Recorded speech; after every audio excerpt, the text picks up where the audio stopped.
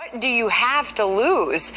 Essentially painting a picture of, are you happy now? Are you better off now than you were 8 years ago? Do you want more of the same? Nates is talking about the economy, and he's talking about jobs. He's talking about the economy. And Matthew, as far as there being a new conservatism, this is something that you talk a lot about. What are you seeing on that front? Extreme vetting. I call it extreme vetting. Our country has enough problems. Originally supposed to be closed. There was talk this morning that they might open it up and allow him to make some remarks, so that we could have a press pool camera go and shoot it and see whatever news there was. But they decided at the last minute they were going to keep the doors closed. Immigration plan, and what some have called this flip-flop. There may be some distinctions and some differences that haven't really been delved into deeply enough. Trump said for the better part of a year and a half, really from the very beginning of his campaign, that to be in the country and be a documented immigrant would have to go back to their home nation and then apply for citizenship, come to the U.S. and go through the process. Those two things are not actually mutually exclusive. In fact, there could very well be undocumented immigrants who decide that they don't believe it, and they're not going to go back to their home country and just remain in the country as illegal immigrants. That creates sort of another gap and another question as to what Mr. Trump's ultimate immigration proposal will be. What about those folks who won't self-deport? What about those folks who won't go home and try to come back? How will they be dealt with? Now, Trump said today that on day one, very quickly, they would get all the criminals, all of the folks who are wreaking havoc that he talks about, criminals who are killers and drug dealers and gang cartel members, et cetera, et cetera. He says he'll round them up and get them out very, very, very quickly.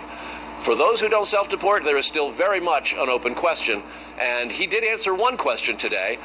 In an interview for Greta Van Susteren's show, he said that he will have a comprehensive immigration policy speech sometime in the next couple of weeks.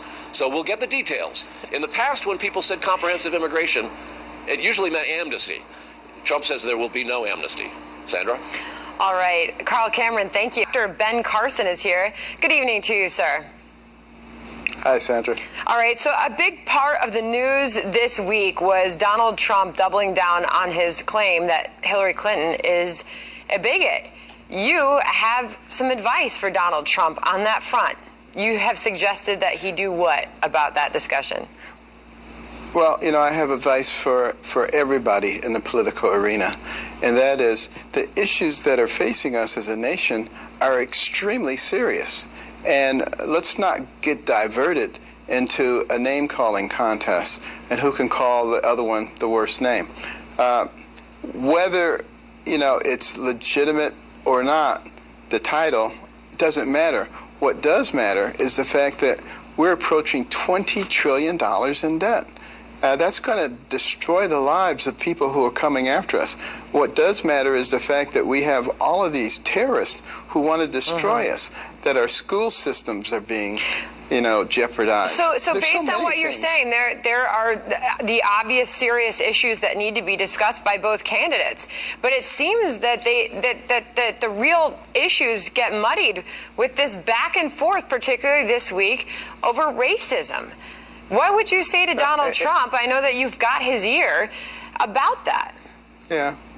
Well, the key thing is I can fully understand why Hillary would do it, because she doesn't want to discuss the issues. She doesn't have any reasonable policies, no way to deal with the deficits and with terrorism and with the prison system, with education, all of these things. She has no good answers. Trump has a lot of good answers.